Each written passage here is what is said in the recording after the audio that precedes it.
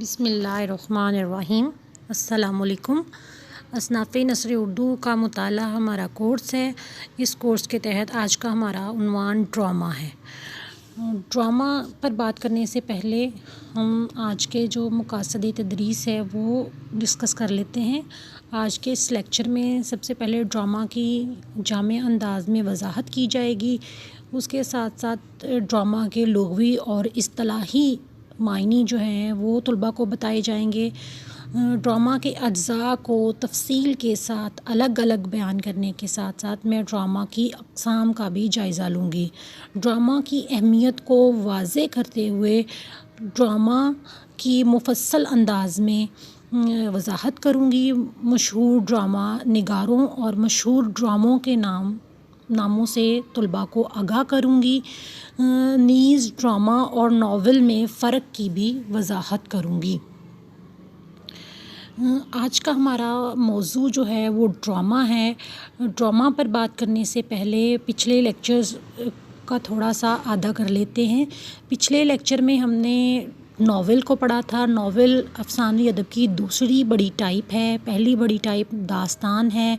داستان کے معنی کہانی کے ہیں، حقائق کے ہیں، من گھڑت قصے کے ہیں۔ داستان کے اجزاء میں ہم نے پلاٹ، منظر نگاری، جزیات نگاری، مافوق الفطرت عناصر، سپر ہیرو کا تصور، تحیر اور تجسس جیسے اجزاء کے بارے میں پڑھا تھا، جبکہ ناول اطالوی زبان کے لفظ نویلا سے نکلا ہے، جس کے معنی نیا، انوکھا، چھوتا اور نرالا کے ہیں۔ ناول کا تعلق حقیقت کے ساتھ ہے۔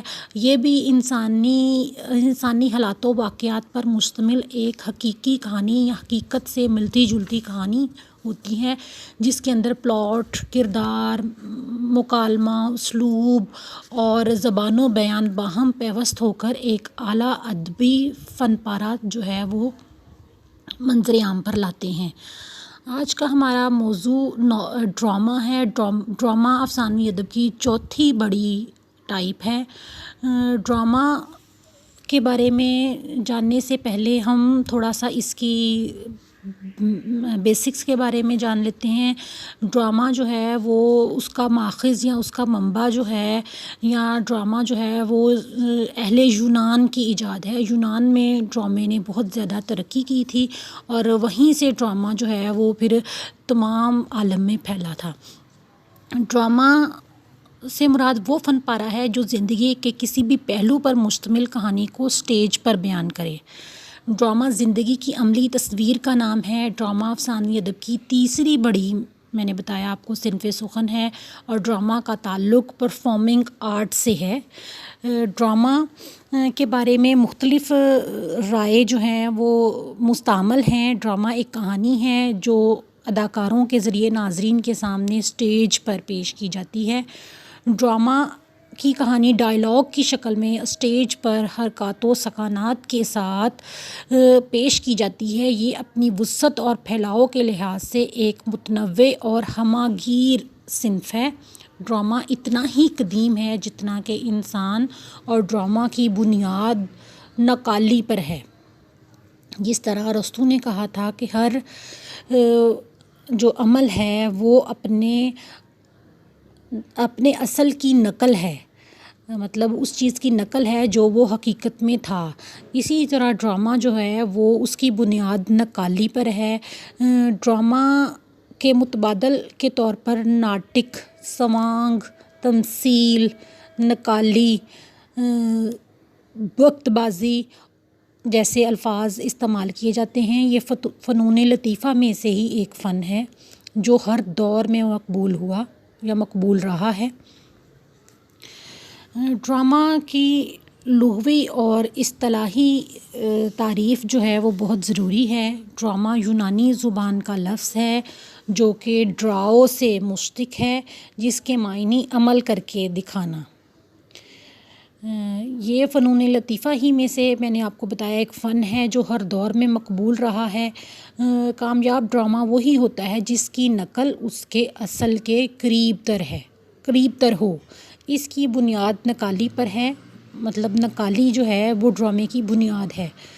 ڈرامہ اسٹیج پر کیا جانا ڈرامے کی ایک ایسی خصوصیت ہے جو ڈرامے کو دیگر اصناف سے الگ کرتی ہے، ممتاز کرتی ہے، اور اسی ایک کے تقاضے کی وجہ سے ڈرامے کا فن ادبیات کی دیگر اصناف سے یکسر مختلف ہو جاتا ہے۔ مطلب ناول اور داستان اور افسانے سے بالکل مختلف ہو جاتا ہے، کیونکہ جب اس کو کرداروں کی مدد سے اسٹیج پر کھیلا جاتا ہے تو اس کے فن کے تقاضے جو ہیں وہ یکسر بدل جاتے ہیں، اور ڈرامہ لکھنے کا فن تب تک پورا نہیں ہو سکتا جب تک اسے اسٹیج پر ایکٹ نہ کیا جائے۔ اور عموماً یہ بھی کہا جاتا ہے کہ ڈرامہ لکھنے کا مقصد ہی یہ ہوتا ہے کہ اسے اسٹیج پر کھیلا جائے گا، اور وہ مقصد تب پورا ہوگا جب وہ کرداروں کی مدد سے اس کو عمل کر کے دکھایا جائے۔ ڈرامہ اپنی جزیات اور اپنے فن کے اعتبار سے دیگر اصناف سے بالکل الگ ہے۔ یہ دوسرے معنوں میں ہم یوں بھی کہہ سکتے ہیں کہ ڈرامہ زندگی کی عملی تصویر کا نام ہے، وہ تصویر جو حقیقت سے بہت زیادہ قریب تر ہوتی ہے۔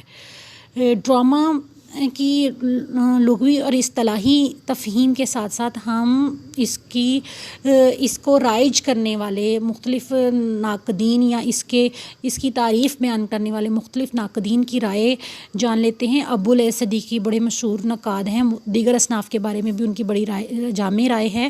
وہ کہتے ہیں کہ ڈرامہ ایک ایسی کہانی ہے جو کرداروں کے ذریعے ناظرین کے سامنے اسٹیج پر پیش کی جاتی ہے، یا یوں کہہ لیں کہ اسٹیج پر کیا جانا ایک ایسی خصوصیت ہے جو ڈرامے کو دوسری تمام اصناف سے الگ کرتی ہے، اور اسی کے ایک تقاضے کی وجہ سے ڈرامے کا فن جو ہے وہ دوسرے تمام فنون سے الگ دکھائی دیتا ہے۔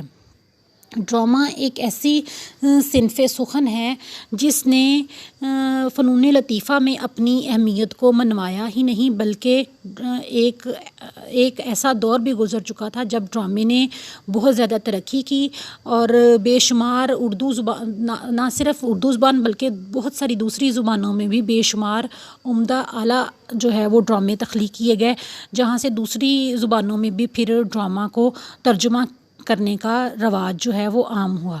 ڈرامہ نویس کی کاوش اپنی کامیابی کے لیے اداکاروں کی محتاج ہوتی ہے، اسی لیے ہر کردار کو اپنی تخلیق کرتے وقت مصنف کو یہ دیکھنا پڑتا ہے کہ اس کے لیے اداکار بھی میسر آ سکے گا کہ نہیں، کیونکہ میں نے آپ کو پہلے بھی بتایا کہ ڈرامہ جو ہے وہ لکھنے کا بنیادی مقصد ہی تب پورا ہوتا ہے جب ڈرامہ جو ہے وہ کرداروں کی مدد سے اسٹیج پر ایکٹ کیا جائے۔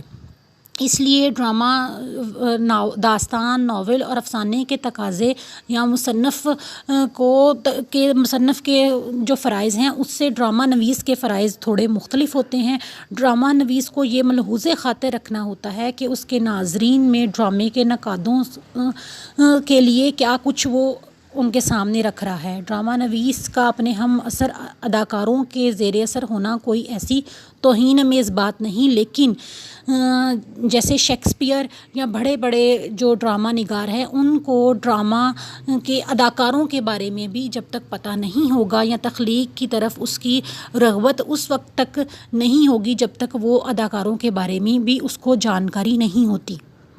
جو ہم کہہ سکتے ہیں کہ ڈرامہ نویس کو دوہری مشقت سے گزرنا پڑتا ہے، کیونکہ اسے کردار تخلیق کرنے کے ساتھ ساتھ اس کردار کو ایکٹ کرنے کے لیے اداکاروں کی نفسیات کو سمجھنا اور اداکاروں کے بارے میں جاننا بھی بہت ضروری ہوتا ہے۔ اس لیے ڈرامہ جو ہے، کیونکہ ڈرامہ جو ہے وہ اس وقت تک ڈرامے کا مقصد پورا نہیں ہو جاتا جب تک وہ کرداروں کی مدد سے اسٹیج پر جو ہے وہ ایکٹ نہیں کیا جا سکتا، کیونکہ نظم اور نثر میں بنیادی طور پر فرق یہی ہے کہ کلام موزوں جو ہے وہ نظم ہے اور کلام غیر موزوں جو ہے وہ نثر ہے، اور نثر جو ہے وہ اس کے معنی بکھرا ہوا کے ہیں، لیکن ڈرامہ میں بعض چیزیں جو ہیں وہ ایک جگہ پر اکٹھی ہو کر ایک ایسا منظر قاری کے سامنے رکھتی ہیں کہ قاری کو اس میں حقیقت کا سا عکس معلوم ہوتا ہے، یا اکثر مقامات پر قاری اسے حقیقت ہی تصور کرتا ہے۔ اس لیے ڈرامہ نگار کو یوں کہہ لیں کہ ڈرامہ نگار کو دوہری مشقت کرنی پڑتی ہے۔